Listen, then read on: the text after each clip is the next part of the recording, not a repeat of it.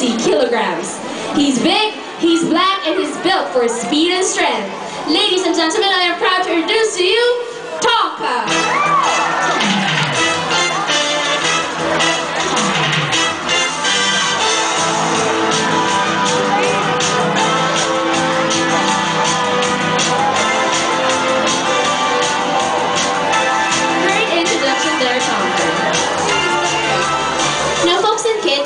Here is a false killer whale, also known as Sidorca crassidens. Now, how do you think he got his name false killer whale?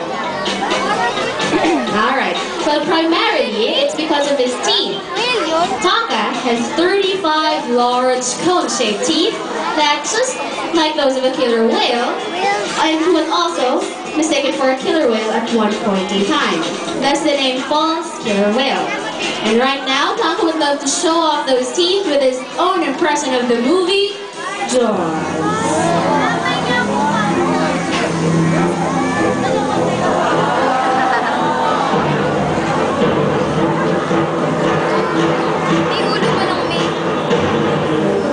Oh boy, those are pretty big teeth, aren't they? But don't worry, because Tonka here is very gentle, just like the dolphins.